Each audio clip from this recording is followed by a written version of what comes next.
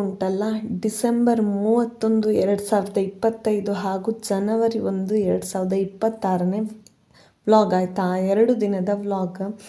ಈ ವ್ಲಾಗಲ್ಲಿ ನನ್ನ ತಮ್ಮನಿಗೆ ಉದ್ಯೋಗ ಆಗಲಿ ಅಂತ ನಾನೊಂದು ಹರಕೆ ಕಟ್ಟಿಕೊಂಡಿದ್ದೆ. ಆ ಹರಕೆಯನ್ನು ತೀರಿಸುವುದು ಮತ್ತು ಅಪ್ಪ ಯಾಕೆ ಗಡ್ಡ ಬಿಟ್ಟದ್ದು ಅಂತ ಹೇಳುವ ಪ್ರಶ್ನೆಗೆ ನಾನು ಉತ್ತರ ಕೊಟ್ಟಿದ್ದೇನೆ. ಸುಮಾರು 6 ತಿಂಗಳ ಹಿಂದಿನ ವ್ಲಾಗ್ ಇದು. ಮಗಳು ಸಣ್ಣ ಇದ್ಲು, ಮಗನೂ ಸಣ್ಣ ಇದ್ದ. ಈಗ ಕಾಣ್ತಾ ಉಂಟು, ಅವರಿಬ್ಬರು ಬೆಳೆದು ಎಷ್ಟು ದೊಡ್ಡವರಾದರು ಈ 6 ತಿಂಗಳಲ್ಲಿ ಅಂತ ಹೇಳಿ. ನಮಗೆ ವಯಸ್ಸಾಗೋದು ಗೊತ್ತಾಗೋದಿಲ್ಲ 6 ತಿಂಗಳಲ್ಲಿ, ಆದರೆ ಮಕ್ಕಳು ಆ ಬೆಳವಣಿಗೆ ಬೇಗ ಗೊತ್ತಾಗ್ತದೆ. ಫಸ್ಟಿದು ಹರಕೆ ನಮ್ಮ ಮನೆ ಹತ್ತಿರವೇ ಕುಂಜೂರು ಶ್ರೀ ದುರ್ಗಾ ಪರಮೇಶ್ವರಿ ದೇವಸ್ಥಾನಕ್ಕೆ ನಾನು ಅವನಿಗೆ ಜನವರಿ 1 ಒಳಗೆ 2026 ಒಳಗೆ ಉದ್ಯೋಗ ಆದರೆ ಮಲ್ಲಿಗೆಯನ್ನು ಅವನ ಕೈಯಾರೆ ತಂದು ಕೊಡಿಸ್ತೇನೆ ಅಂತ ಒಂದು ಹರಕೆ ಹೊತ್ಕೊಂಡಿದ್ದೆ. ಆ ಹರಕೆಯನ್ನು ತೀರಿಸಿ ಆಯಿತು. ಕುಂಜೂರು ದೇವಸ್ಥಾನಕ್ಕೆಲ್ಲ ಹೋಗಿ ಬಂದಾಯಿತು. ನೋಡಿ, ಇಲ್ಲಿ ಅಪ್ಪ ಮೊಬೈಲ್ ಹೊತ್ತಿಕೊಂಡು ಕೂತಿದ್ದಾರೆ. ಈಗ ಇವನು ಸಹ ಆರಾಮದಲ್ಲಿ ಚಿಲ್ಲಾಗಿ ಕೂತಿದ್ದಾನೆ. ಅಮ್ಮ ಇಲ್ಲಿದ್ದಾರೆ ನೋಡಿ, ಆಯಿತಾ. ಈಗ ನಾಳೆ ಮಹಾಲಿಂಗೇಶ್ವರ ದೇವಸ್ಥಾನಕ್ಕೆ ಹೋಗ್ಲಿಕ್ಕೆ ಉಂಟು ಬೆಳಗ್ಗೆ. ಸೊ ದೇವರಿಗೆ ಒಂದು ಸಿಂಗಾರದ ಮಾಲೆ ಕಟ್ಟುವ ಅಂತ ಹೊರಟಿದ್ದಾನೆ.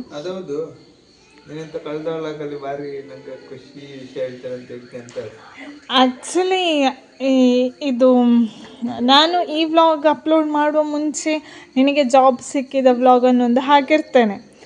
ಇದು ಸೆಕೆಂಡ್ ವ್ಲಾಗ್, ನಾವು ದೇವಸ್ಥಾನಕ್ಕೆ ಹೋದ ವ್ಲಾಗ್. ಹಾಗಾಗಿ ಸಸ್ಪೆನ್ಸ್ ರಿವೀಲ್ ಆಗಿರ್ತದೆ. ನನ್ನ ಅಮ್ಮ ಇಂತೆಲ್ಲ ಅವನಿಗೆ ಸಿಗ್ನಲ್ ಕೊಟ್ಟರು ಅಂತೇಳಿ ಅಲ್ಲಿ ಕನ್ನಡಿಯಲ್ಲಿ ಎಲ್ಲ ಕಾಣ್ತದೆ, ಹೇಳಬೇಡ ಅಂತ ಆಲ್ರೆಡಿ ಹೇಳಿ ಆಗಿರ್ತದೆ. ನೀವು ತಲೆ ಬಿಸಿ ಮಾಡಬೇಡಿ ಆಯಿತಾ. ಹಾಗೆ ಇನ್ನೆಲ್ಲ ನನಗೆ ಜೀವನದಲ್ಲಿ ಬೇಕಾದಾಗೆ ತೆಗೆದುಕೊಡ್ಲಿಕ್ಕೆ ತಮ್ಮ ಇದ್ದಾನೆ. ಅಪ್ಪ ನೋಡಿಯಪ್ಪ, ನಿಂಗಳ ಹತ್ರಪ್ಪಗೆಲ್ಲ ಕೇಳ್ರೆ ಸಿಕ್ಕೊಂಡಿತ್ತು, ಅವನ ಹತ್ರಪ್ಪ 4 ವರ್ಷ ಆದ್ರೂ ಎಂತ ಇಲ್ಲ ನೋಡಿ ವ್ಯತ್ಯಾಸ ಕ್ರಿಯೇಟ್ ಮಾಡಿ ಕೊಟ್ಟವನು ಸುಬ್ಬಣ್ಣ. ಇರಲಿ ಅಲ್ಲ, ಒಳ್ಳೇದಾಗಲಿ, ನಂಗೆ ಕುಡಿಸ್ತಾನೆ ಅವನು, ಅದು ಬೇರೆ ವಿಷಯ. ಅದಕ್ಕಿಂತ ಹೆಚ್ಚು ನಾನು ಕೇಳಬೇಕೆ, ಅದೇ ಬೇರೆ ವಿಷಯ. ಇರಲಿ. ಸೊ ಈಗ ಸಿಂಗಾರದಲ್ಲಿ ಮಾಲೆ ಕಟ್ಟುವ ಅಂತ ಹೊರಟಿದ್ದೇನೆ. ನಾಳೆ ಬೆಳಗ್ಗೆ ಮಹಾಲಿಂಗೇಶ್ವರ ದೇವಸ್ಥಾನಕ್ಕೆ ತಗೊಂಡು ಹೋಗ್ಲಿಕ್ಕೆ. ಅಕ್ಕ ಇಲ್ಲಿ ಹೂವಿನ ಮಾಲೆ ಕಟ್ತಾ ಇದ್ದಾಳೆ. ಹೂವಲ್ಲ, ಸಿಂಗಾರದ್ದು ಮಾಲೆ. ನನ್ನದು ಇಲ್ಲಿ ಸಣ್ಣ ಅಳಿಲು ಸೇವೆ. ಅವಳಿಗೆ ಹೀಗೆ ಒಂದೊಂದೇ ಹೆರ್ಕಿ ಕೊಡೋದು, ಅವಳು ಕಟ್ಟೋದು. ಅದು ಅರ್ಥ ಆಗ್ತದೆ ಅವರಿಗೆ. ಇಷ್ಟು ಸಮಯ ಬ್ಲಾಗ್ ನೋಡಿದ್ದಾರೆ. ಇಷ್ಟು ಉದ್ದ ಇತ್ತು, ನಾನು ಕೊಟ್ಟದ್ದಕ್ಕೆ ಅಷ್ಟು ಉದ್ದ ಇತ್ತು. ಇಲ್ಲದ್ರೆ ಅದ್ರ ಅರ್ಧ ಆಗ್ತಿತ್ತು. ಆಯಿತು. ಅಳಿಲ ಸೇವೆ ಮಳಲ ಭಕ್ತಿ ಅಂತ ಉಂಟು, ಅದೇ ಉಂಟು. ಮಳಲ ಭಕ್ತಿ ಇಷ್ಟ ಆಯ್ತಪ್ಪ. ಇದನ್ನು ಈ ಜನ ನಾಳೆ ಬೆಳಿಗ್ಗೆ 3 ಗಂಟೆಗೆ ಎದ್ದು ಕಟ್ತದಂತ ಇತ್ತು. ನನ್ನಂತ ಹೇಳು ಅಂತ ಹೇಳಿಕೊಂಡು ನನ್ನ ತಲೆಯಲ್ಲಿ ಇದ್ದದ್ದೇ ಹಾಗೆ. ಬೆಳಗ್ಗೆ ಎದ್ದು ಸ್ನಾನ ಮಾಡಿ 4 ಗಂಟೆ ಕಟ್ಟಲಿಕ್ಕೆ ಕೂತ್ರೆ 5:30ವರೆಗೆ ಎಷ್ಟಾಗ್ತದೆ ಅಷ್ಟು ಉದ್ದ ಅಂತ ನನ್ನ ತಲೆಯಲ್ಲಿತ್ತು. ಆಮೇಲೆ ಅಪ್ಪ ಅಮ್ಮನ ಹೇಳಿದ್ರು, ಅಷ್ಟು ಬೇಗ ಇದ್ದು ಎಂತಕ್ಕೆ ಕಷ್ಟಪಡ್ತು, ಈಗ ರಾತ್ರಿ ಹೇಗೂ ಸುಮ್ಮನೆ ಕೂತ್ಕೊಂಡಿರೋದು, ಅದರ ಬದಲು ಕಟ್ಟು ಅಂತ. ಸರಿ, ಅವರು ಹೇಳಿದ್ದಕ್ಕೆ ಹಾಗೆ ಮಾಡುವ, ನನಗೆ ಸಹ ಹೌದು ಅಂತ ಕಂಡಿತ್ತು. ಹಾಗಾಗಿ ಈಗ ಕೂತ್ಕೊಂಡು ಕಟ್ತಾ ಇದ್ದೇನೆ. ನಾಳೆ ಬೆಳಿಗ್ಗೆ ನನಗೆ ಹೇಳುದು ತಪ್ಪಿತ್ತು. 3 ಗಂಟೆ ಜೋರು ನೆಗಡ್ಲಿಕ್ಕೂ ಆಗುದಿಲ್ಲ. ನನ್ನ ಸ್ಥಿತಿ ಹಾಗುಂಟ. ಹಲ್ಲು ನೋವಲ್ಲಿ ದವಡೆ ಹಲ್ಲು ತೆಗೆದು ಗೋವಿಂದ ಆಗಿದೆ. ಇರಲಿ, ಮಕ್ಕಳಿಬ್ಬರು ಅಲ್ಲಿ ಆರಾಮ್ಸೆ TV ನೋಡ್ತಾ ಇದ್ದಾರೆ.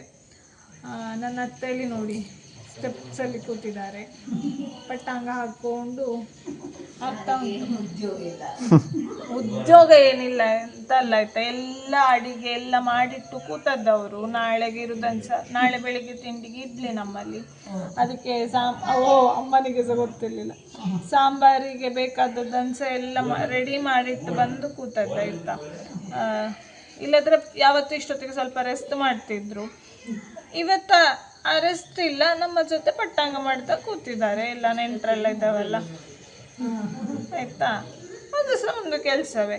ಏನು ಹಾಗಾದರೆ ಹೆಣ್ಮಕ್ಳಿಗೆ ರೆಸ್ಟೇ ಬೇಡವಾ? ಎಂತ ಹೇಳ್ತೀರಿ ನೀವು? ಸ್ವಲ್ಪ ಆದರೂ ಕೂತ್ಕೊಳ್ಳೋದಿದ್ರೆ ಹೇಗೆ? ನಮ್ಮನ್ನು ಮಾರಬೇಕಾದಿತ್ತು ಮತ್ತೆ ಇಲ್ಲಿ ಆದರೂ. ಹಾಗೆ ಇಲ್ಲಿ ಹಿಂದೆ ನನ್ನ ಹಿಂದೆ ಅಪ್ಪ ಇದ್ದಾರೆ ನೋಡಿ, ಎಂತ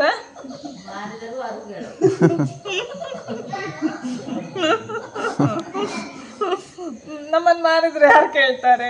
ಇವೆಲ್ಲ ಕೇಳೋರು ಇಲ್ವಾ? ಬ್ಲಾಗ್ ನೋಡೋವೆಲ್ಲ ಕೇಳುಗತ್ತೆ. ನಿಮ್ಮ ಅತ್ತೆ ಎಲ್ಲಿ ಹೋಗಿದ್ದಾರೆ? ಕಾಣುದಿಲ್ಲ. ಮಾರಿದ್ರೆ ಹಿಂಗೆ ಹೇಳಿ ಕೇಳುಗ. ಅದೆಲ್ಲ ಸಣ್ಣದಾನಿತ್ಲೆ ಮಾಡಿಕೊಂಡು ನೋಡಿ ತೊಂದರೆ ಇಲ್ಲ, ಮನಸ್ಸು ಮಾಡ್ತಾರೆ ಆಯ್ತಾ. ನನ್ನ ಗಂಡ ಅಲ್ಲಿ ಮಕ್ಕಳಿಗೆ ಲೂಟಿ ಮಾಡ್ತಾ ಇದ್ದಾರೆ. ಲೂಟಿ ಹವ್ಯಕ ಭಾಷೆ ಅದು. ಉಪದ್ರ ಉಪಟಳ ಕನ್ನಡದಲ್ಲಿ ಸಹ ಲೂಟಿ ಅಂತ ಉಂಟಲ್ಲ. ಉಪದ್ರ ಮಾಡಬೇಡ ಅಂತ ಹೇಳಿದ್ರು. ಲೂಟಿ ಅಂತ ಯಾರು ಹೇಳುದು? ಹೌದಾ? ಲೂಟಿ ನಾವು ಹೇಳುದು. ಬೇಡ, ನಮ್ಮ ಪದ ಪುಂಜವನ್ನು ಸರಿ ಮಾಡುವವರೆಲ್ಲ ಇದ್ದಾರೆ. ಅಲ್ಲ, ಸರಿ ಮಾಡೋದು ಒಳ್ಳೆಯದೇ, ಇಲ್ಲ ಅಂತ ಹೇಳಿದ್ದಲ್ಲ. ಆದರೆ ನಮಗೀಗ ಎಂತಾಗಿದೆ ಅಂತ ಹೇಳಿದ್ರೆ, ಇತ್ತೀಚೆಗಿನ ವ್ಲಾಗಲ್ಲೆಲ್ಲ ಹವ್ಯಕ ಮತ್ತು ಕನ್ನಡ ಪದ ಎಲ್ಲ ಮಿಕ್ಸ್ ಆಗುವ ಕಾರಣ ಯೋಚನೆ ಮಾಡಿ ಆ ಪದಗಳನ್ನು ಉಪಯೋಗಿಸುವ ಸ್ಥಿತಿಗೆ ತಲುಪಿದ್ದೇವೆ ನಾವು. ಕೆಲವರಿಗೆಲ್ಲ ಆಗುದಿಲ್ಲ. ಹಾಗೆಂತಲ್ಲ, ನಿಜವಾಗಿ ಒಳ್ಳೆದಾಯ್ತು ಬಿಡು. ನಮ್ಮ ತಪ್ಪುಗಳನ್ನು ತಿದ್ದಿಕೊಳ್ಳಿಕ್ಕೆ ಒಂದು ಅವಕಾಶ ಸಿಕ್ಕಿತ್ತು. ತಪ್ಪುಗಳು ಅಂತಲ್ಲ, ಆ ಪದವನ್ನು ತಿಳಿದುಕೊಳ್ಳುವ ಅವಕಾಶ ಒಂದು ಸಿಕ್ಕಿತ್ತು ನಮಗೆ. ಹಾಗೆ ಆಯ್ತಾ? ಹಾಗೆ ಈಗ ಇಷ್ಟು ಉದ್ದ ಇತ್ತು ನೋಡಿ. ಒಂದೊಂದು ಸ್ಲೇಟ್ ಆಗಂತ ಕೈಯಲ್ಲಿದ್ದು ತೋರಿಸಲಿ. ಸ್ಲೇಟ್ ಕೈಯಲ್ಲಿ 1 ಗಂಟೆ ಅಂತ ನಿಂಗೆ ಬಪ್ಪ ಮೊದಲು ಇಂದ ಅದು ಸ್ಲೇಟಿನ ಹಿಡ್ಕೊಂಡಿತ್ತು. ಅದಕ್ಕೆ ಆ ಸ್ಲೇಟ್ ಕಂಡ್ರೆ ಹಿಡ್ಕೊಂಡಿತ್ತು. ಒಂದು ಚಾಕು ಕೊಡಿಯಡ ಗೀಚಿ ಗೀಚಿ ಅದು ಬೆಳೆ ಸುಣ್ಣ ಬತ್ತಲ್ಲ, ಮತ್ತೆ ಅದರೆಲ್ಲರಿಗೂ ಬೊಟ್ಟು ಹಾಕೊಂಡು ಹೋಗ್ತದೆ. ಕಟ್ಟಿ ಆಯ್ತಕ್ಕಂತ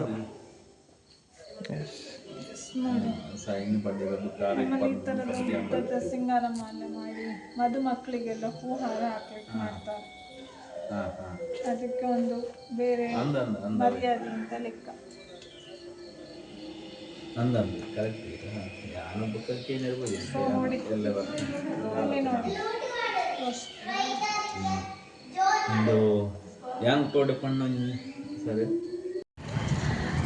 ಈಗ ನೆಕ್ಸ್ಟ್ ಡೇ ನಾವು ಬಂದಿದ್ದೇವೆ ಪುತ್ತೂರು ಮಹತೋಬಾರ ಶ್ರೀ ಮಹಾಲಿಂಗೇಶ್ವರ ದೇವಸ್ಥಾನಕ್ಕೆ ಆಯಿತಾ. ಇಲ್ಲಿ ಕೂಡ ನಾನು ನಂಬಿಕೊಂಡಿದ್ದೆ. ಸೊ ಹಾಗಾಗಿ ನಂಬಿಕೊಂಡದ್ದನ್ನು ತೀರಿಸಬೇಕಲ್ಲ, ಹಾಗಾಗಿ ಇಲ್ಲಿಗೆ ಬಂದಿದ್ದೇವೆ. ಇವತ್ತು ಜನವರಿ 1 ಆದ ಕಾರಣ ದೇವಸ್ಥಾನವನ್ನು ಹೂವಿನಿಂದ ಚಂದ ಮಾಡಿ ಅಲಂಕಾರ ಮಾಡಿದ್ರು. ಇಲ್ಲಿ ಮಹಾಲಿಂಗೇಶ್ವರ ದೇವಸ್ಥಾನದ ಹಿಂದೆ ಕೆರೆ ಉಂಟಲ್ಲ, ಅಲ್ಲಿ ಬಾತುಕೋಳಿ ಸುಮಾರು ಉಂಟು. ಹಾಗೆ ಬಾತುಕೋಳಿ ತೋರಿಸುವ ಅಂಥೇಳಿ ಪುಟ್ಟಕ್ಕನನ್ನು ಕರ್ಕೊಂಡು ಬಂದೆ ಆಯಿತಾ. ನಿಮಗೆ ಗೊತ್ತಲ್ಲ, ನಾನು ಸುಮಾರು ಬ್ಲಾಗಲ್ಲೆಲ್ಲ ಹೇಳಿದ್ದೇನೆ ಬಾತುಕೋಳಿ ನೋಡಿ ಭಾರಿ ಖುಷಿಯಾಗಿದೆ ಅವಳಿಗೆ ಹಾಗೆ ಹೀಗೆ ಅಂತ. ಹಾಗೆ ಕರ್ಕೊಂಡು ಬಂದೆವು. ಅಲ್ಲಿ ಅಪ್ಪನಿಗೆ 21 ಸುತ್ತು ಬರಲಿಕ್ಕೆ ಉಂಟು ಅಂತ ಹೇಳಿದರು. ಹಾಗೆ ಇವಳು ಅಷ್ಟೊತ್ತು ಕೂತ್ಕೊಳ್ಳೋದು ಅಸಾಧ್ಯ, ಹಾಗಾಗಿ ಈ ಬಾತುಕೋಳಿಗಳನ್ನು ತೋರಿಸ್ಲಿಕ್ಕೆ ಕರ್ಕೊಂಡು ಬಂದದ್ದು. ಪುಟ್ಟಕ್ಕ ಎಂತ ಮಗಳು? ಎಲ್ಲಿದ್ದು? ಅದೆಲ್ಲೇ ಕೊಕ್ಕೆ ಎಲ್ಲ ಮಗಳು. ಬಾತುಕೋಳಿ ಎಂತರ? ಬಾತಕ್ಕಿ ಎಂತರ? ಎಂತರ ಮಗಳು? ಬಾತುಕೋಳಿ ಎಂತರ? ಬಾತಕ್ಕಿ. ಎಲ್ಲಿ ಉಂಟು ಬಾತಕ್ಕಿ? ನೋಡು, ದೋನ ಮಾಡ್ತದ ಬಾತುಕೋಳಿ. ಅವು ನಾವೆಂತ ತಿಂಬಲೆ ಕೊಡ್ತಾಳೆ ಬಪ್ಪದಾಯ್ಕ ಅಭ್ಯಾಸ ಇದ್ದಾಯ್ಕ ಅವಕ್ಕೆ.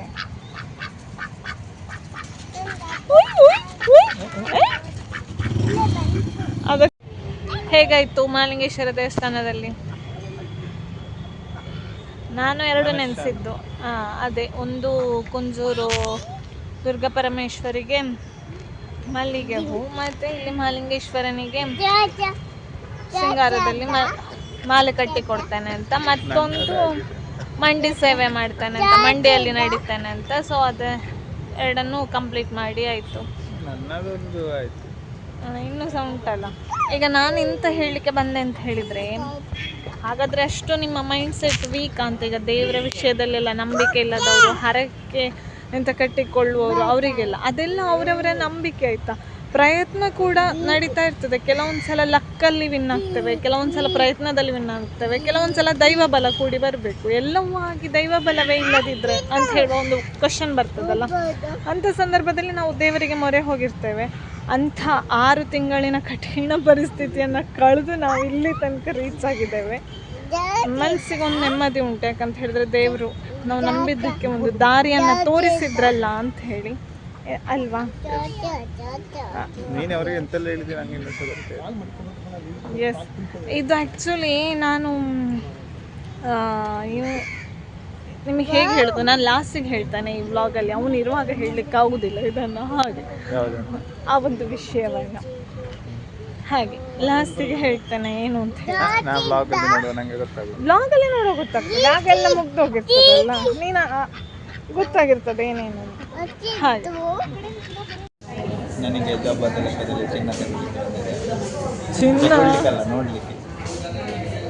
ಚಿನ್ನದ ರೇಟ್ ಕೇಳಿದ್ರೆ ಇದೆಲ್ಲ ಬಡ ಬಡ ಇರ್ತದೆ. ಅರ್ಧ kg ಎಂತ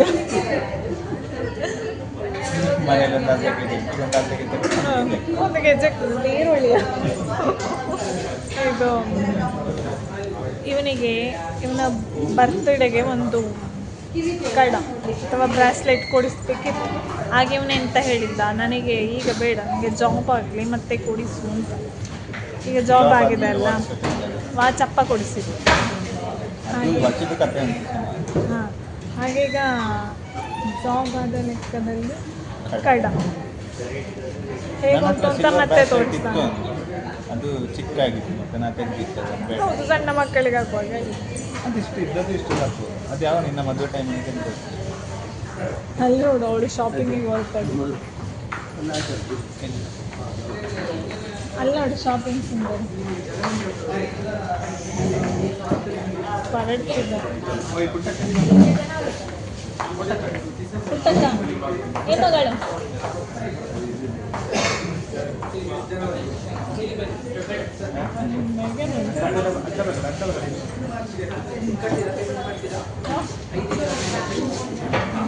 ಮುಂದೆ ಶಾಪಿಂಗ್ ಮಾಡ್ತಾಳೆ ಅವಳು, ಇಲ್ಲದಿದ್ರೆ ಮಾಡಿಸ್ತಾಳೆ. ಹಾಗೆ ಈಗ ಎಷ್ಟು ಜಾರ್ತದೆ ಅಂತ ನೋಡ್ಬೇಕು ಈಗ ಕಡಕ್ಕೆ.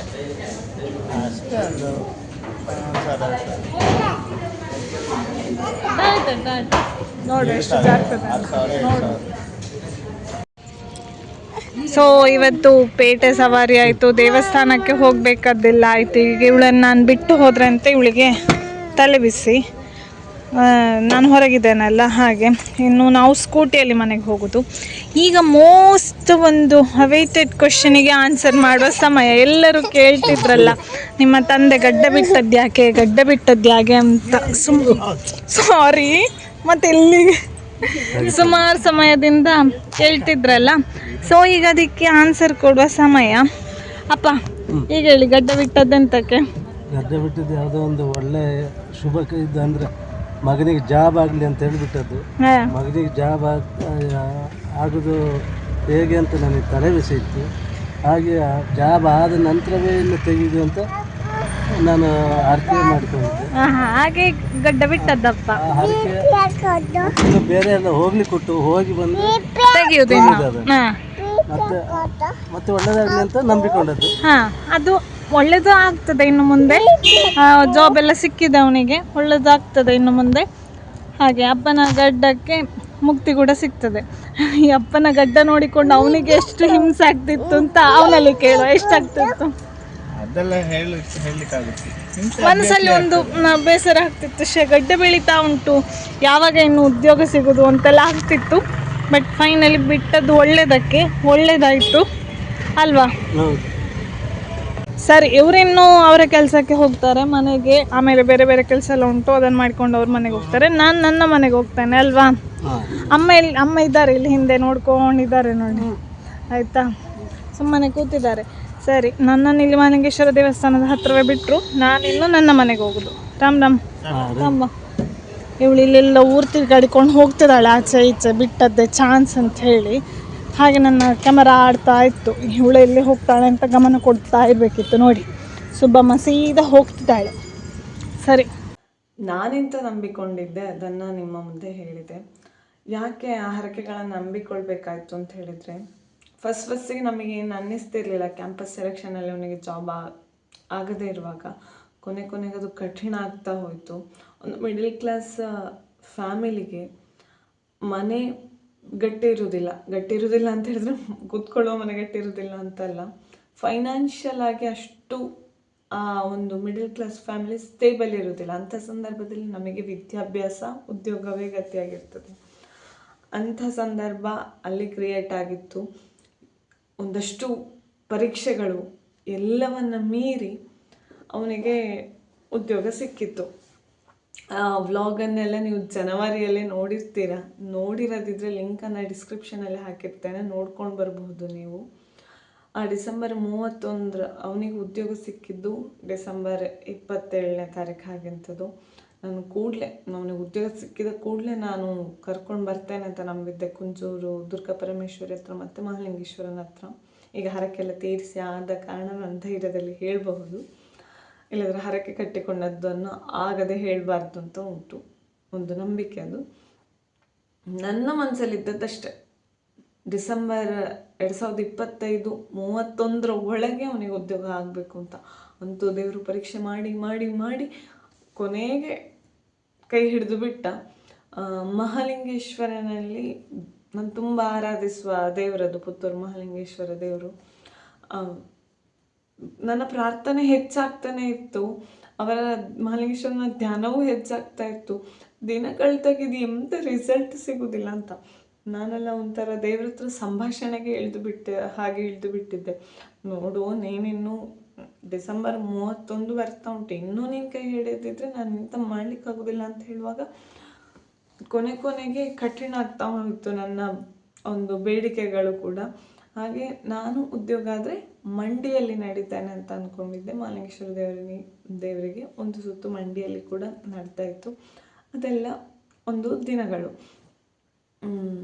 ನಾನು ಹೇಳಿದ್ದೆ, ನಾನು ಹೇಗೆ ವಿಡಿಯೋದ ಕೊನೆಯಲ್ಲಿ ಹೇಳ್ತೇನೆ ಅಂತ ಅಲ್ಲಿ ದೇವಸ್ಥಾನದ ಹಿಂದೆ ಇರುವ ಒಂದು ಕ್ಲಿಪ್ಪಿಂಗಲ್ಲಿ ಹೇಳಿದ್ದೆ.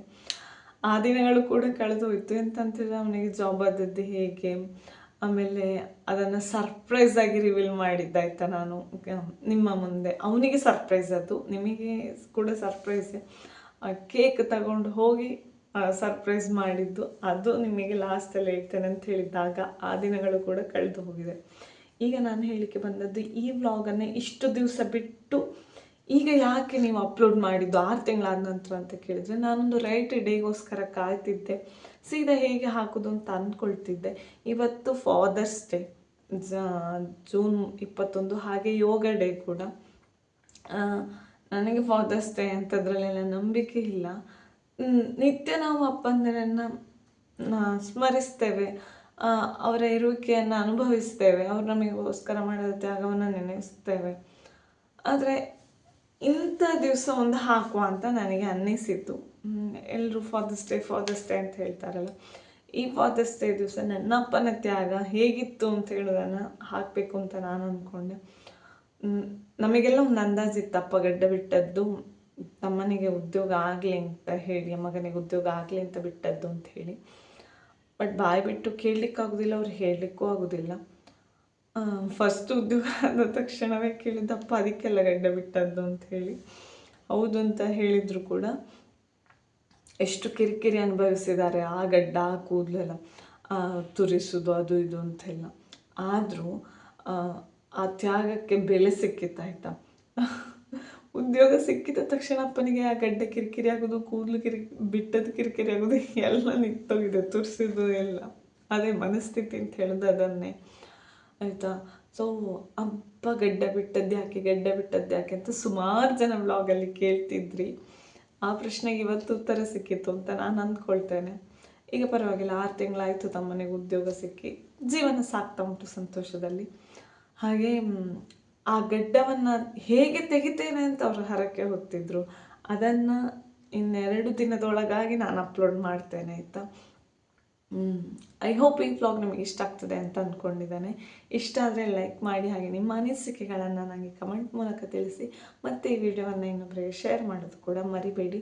ಮತ್ತೆ ಮುಂದಿನ ವ್ಲಾಗಲ್ಲಿ ಸಿಗ್ತೇನೆ. ಅಲ್ಲಿವರೆಗೆ ನಮಸ್ಕಾರ.